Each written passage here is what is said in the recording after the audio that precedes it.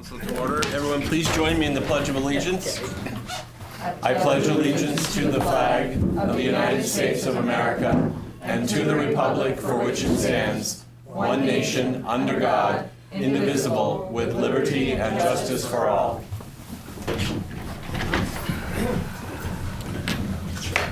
Welcome, everyone. Were there any amendments to the agenda? Hearing none, we'll move forward. Alderman Small is not joining us this evening, by the way, everyone. Do we have any scheduled visitors? I believe not. Excellent. We'll move on to the approval of the minutes and the warrant. I'll make the motion to approve the minutes. Second. Motion made and seconded. Any additions or corrections? I don't hear any. My gosh. Twice. Right, so who wrote most of it? All right, hearing none. All those in favor of accepting as presented, please say aye. Aye. Opposed?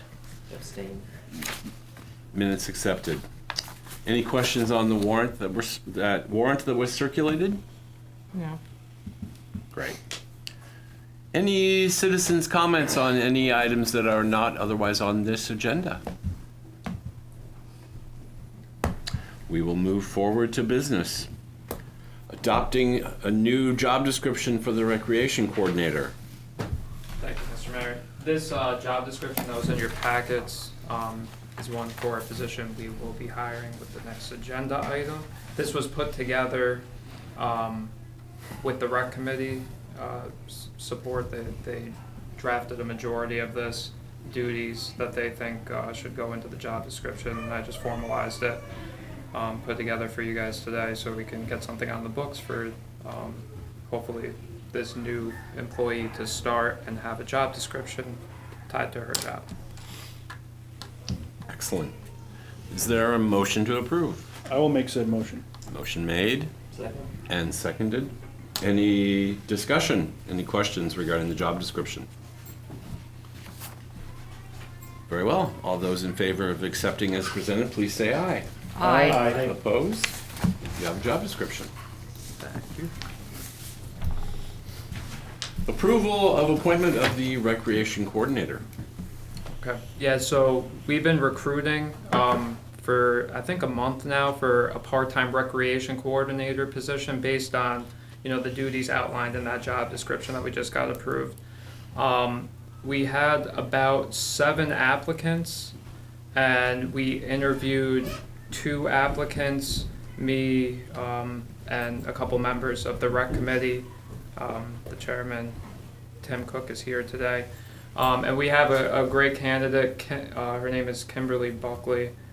She's got an MBA in sports management and has a lot of background in organizing sports teams together. And you know, she's got a well-rounded background. She seems like a real go-getter and could really make things happen here for the city of Vergennes by coordinating, you know, schools, the city, you know, events, and you know, there's a lot to do from a recreation standpoint. The rec committee has a lot that they want to do, and hopefully this individual will help accomplish a lot of that. And Tim, if you want, do you want to say anything about this? I think this is a great candidate. I really was expected by the caliber of candidates that we drew in, and I was really amazed that somebody with this history and experience would be wanting to work for our city part-time. So she brings an enthusiasm to the room that we as the interviewers left with, which I think is it's great. I think she'll be a really good person for reaching out to the community and bringing a lot of diverse types of people together. Does she live locally now? She does. She has a Vergennes address on her application, her resume. Yeah, she's local. She's not originally from the area. She moved up here, I think, not too long ago. But yeah, you know, we really need, for this position, which is a new position, we really need somebody who can, like, you know, grow a recreation department, so to speak, you know, grassroots, and you know, hopefully she can do that. you could find opportunity, you could find the funds, you could find the revenue sources. You just really need to put your head down and work and think of strategic ways to do those things. So yeah, I think she'd be a good candidate. And let me just mention that I'm bringing this to you guys today because in the way I read the charter is that it's got to be positions appointed by the city manager must be approved by the city council. So I think in the past, a position like this, the city manager would normally hire. However, I read the charter a bit differently, so I just want to seek your approval today for this position. I'd like to say one thing about her. One of the things that impressed me most about her is when we were talking about activities for aging population, she didn't miss a beat. She flowed right into that, which I think, we have a lot of fun stuff going on down at the elementary school, but we have a greater population that I feel like she's ready to serve. Great. So we are looking for a motion to approve the appointment of Kimberly Buckley as Recreation Coordinator. I will do so. Motion made and seconded. Any further discussion? All those in favor, please say aye. Aye. Opposed? Motion carries. Very well. Item C. She's that great. Yes, that is Look at exciting. her. There's a lot of work to do. There is. There is. Item C, discussion of law enforcement services with the Town of Addison. So, Addison approached us, me and the chief of police, about possibly serving the Town of Addison for law enforcement services. And what that entails it's not 911 services, it's motor vehicle enforcement. And the chief, met with the board in Addison, and they had a real good discussion, and they want to talk about negotiating a contract with us for those services. The contract would be 12 hours a week. We could put something in there where we could exit at any time, and we could just trial it out and see how things go.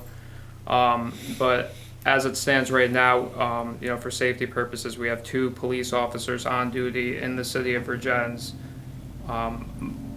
90% of the time, but most of the time, and we can work this contract with the Town of Addison where we can strategically take one of those 2 officers, do a lap around Addison, enforce traffic, and bring them back in to the city of Vergennes. While they're in Addison, they can still act as the second officer on duty in the event that, God forbid, something happens in town. So it's really the best of both worlds. You have 2 officers still on duty while we're servicing the Town of Addison. And like I said, we could see how things go. Things have worked out real well with our fire contracts with the neighboring municipalities. Shared services are just the way to go now with tight budgets. And so I'm just seeking council's approval to engage in further discussions to have discussions about a contract with the Town of Addison. So this isn't for the contract, this is just to continue discussions and formalize them? To formulate a contract. Okay. Yes. Yes, sir. Does the contract, would it change for the tourism swell in the summer months? Would there be any difference in hours? Or would holding a constant contract of 12 hours a week detract more during the busy Vergennes tourist season? What do you mean by it? It'd be it'd still, during the busy time of year, it'd still be 12 hours a week, yeah. And just say 12 hours a week. So there would be no difference no matter what season?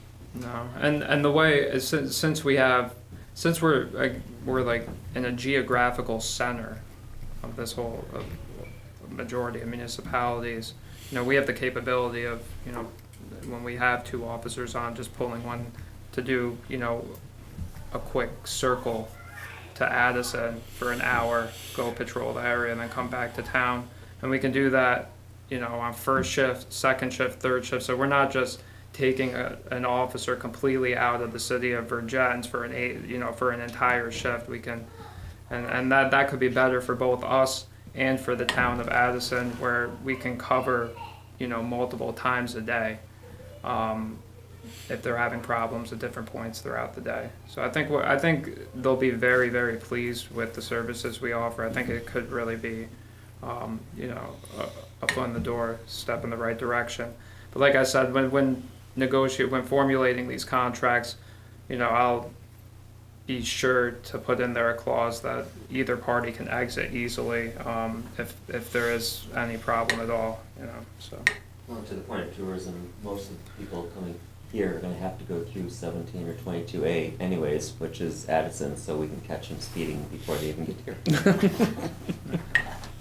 So we're gonna be getting paid on an hourly basis? Yes, sir. Chief, I have one question. I know how important you feel having two officers on duty at the same time is, for safety purposes. West Addison is 17 miles from Vergennes. Is there a geographic area we can go to? 17 miles seems to be a long way away if we have an officer out there and something happens here. Well, one of the things we're going to try to do, if this is approved, is to talk to Addison to see when they want us out there. So what I would do is, I don't count myself as a patrol officer, I'm at the office. I'm always available to take calls, I take care of calls. So we wouldn't be out there at 11 o'clock at night, obviously, then? No, Okay. and I would do that with maximum amount of people on board. Okay, great. So I wouldn't leave just one officer here, and if we did, it would be for a very short period of time. Great. And we would split that time up, maybe twice a day we would do that. That would. I wasn't sure how you're planning it, but Yeah. that's fine, okay, good. So do you want an actual motion, or you just want us to say, go ahead and go see what's what? Go ahead, go. Yeah, that one. I think. So Addison wants us to come to their meeting in a week now. Yeah, well, what I would do is, you can reach out whenever they want us to come out there, then, we can go out and do business. So I think if you allow us to proceed, we'll go talk to them, we'll draft a contract and bring it to both bodies to be given approval. Everyone nodded. Yes. Let's see if we can figure it out. Strike the best deal you can. Yes, sir. Great, thank you. City managers report. Thank you. Scroll through it. If you guys want to open I'm going to talk about some of the finances in the finance report I presented to you guys. I'll just go through, I'm going to touch on some of the notes I put down because that kind of flags me. On page 2, this is the summary page.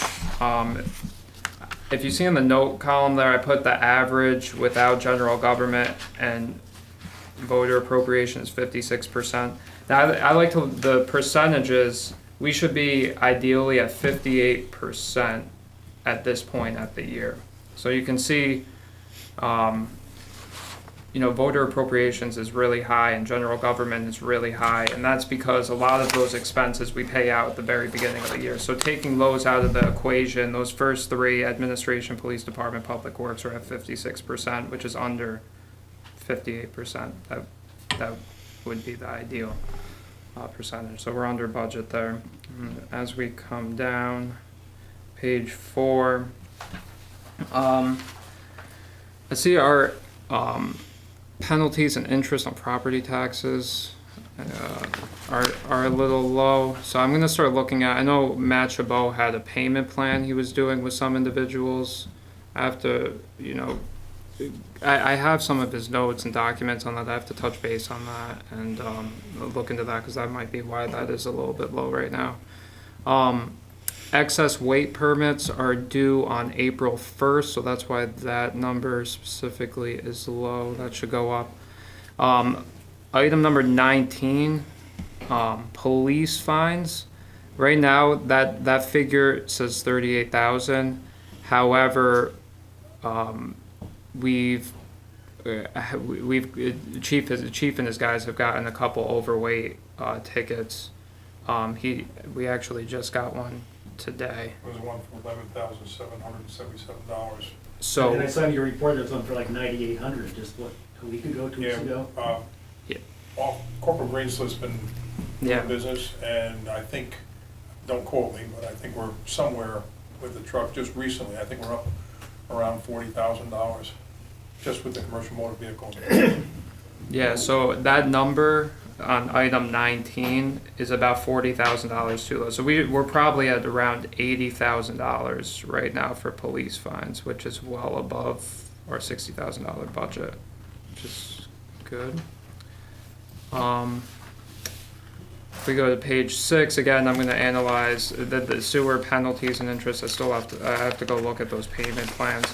Item number 4 is an engineer study that we're doing for the treatment plant. So that's a loan / grant type of thing that we're getting from the state. If we go page 9. I kind of notated on item 4 and 5 that item 4 is going to be Morgan salary, and item number 5 will be Abby. And we're still I put the advertisement out there for a part-time admin assistant.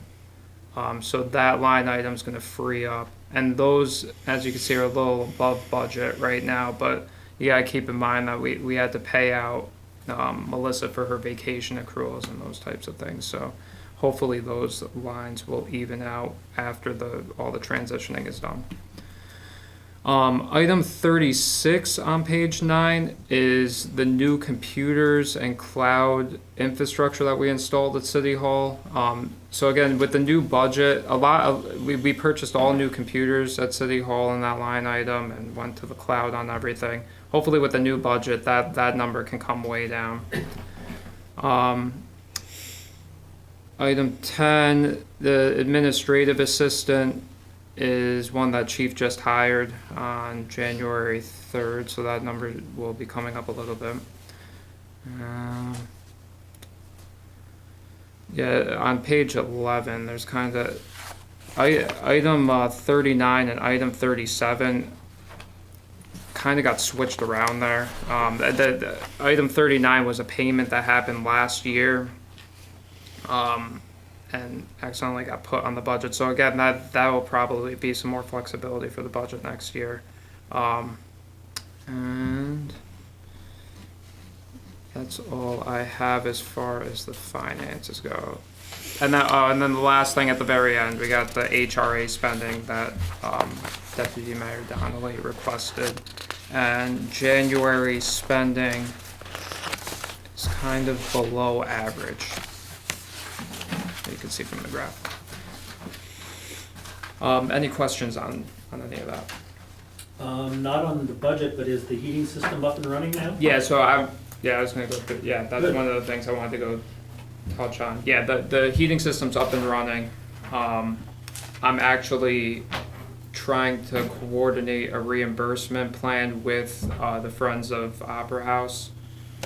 So I've drafted an agreement that Jerry Ann's looking over right now. But yeah, the system's up and running. The only thing that has to happen is we have to install a BTU meter to either monitor down here or up there, and then we'll subtract it from the meter outside, and then we'll know exactly who's using what. But yeah, that's installed. The old system was using, like, someone told me 5 gallons an hour of oil. So this should be incredibly cheaper.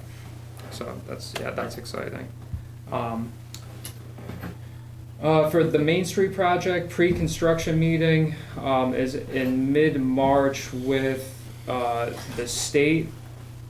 Hopefully I'll be involved in that. I haven't heard much else from them. We're still waiting on the public relations officer. The municipal plan, we're having a public hearing at the same time as the council meeting in 2 weeks. That's 2 weeks. We did a preliminary engineer report for the treatment plant and the stormwater situation. The preliminary engineer report came back with a recommendation to spend $10 million on the stormwater system and $6 million on a new treatment plant.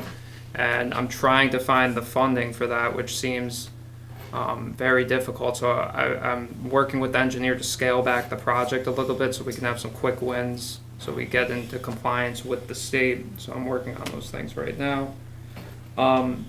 Chief got nominated for Project Safe Neighborhoods.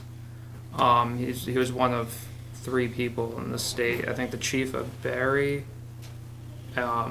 someone from the state police, and yourself. Major Dan Trudeau. So that's exciting, and he'll be going to an all-paid conference to represent the state of Vermont for that. Great. The furnaces you touched on. We're having a local concern meeting for the salt shed project on March 5th. And that's basically to just, hear if anyone has any concerns from the community with installing that salt shed down there. So That's gonna be here, what time? 6 p.m. Okay. And yeah, that's just like, it's one of those boxes you check on the grant list, so that's moving forward. The annual report has been completed for the annual meeting. I think you guys have copies of it. So that's going good, and our clerk sent out absentee ballots today, so we're all moving ahead on there. I am requesting to put myself and Abby, the new treasurer, on the bank accounts. I guess this is different than what has happened in the past, but I see it as, I'll be a backup to Abby, the treasurer. The person who cuts the checks can't sign the checks.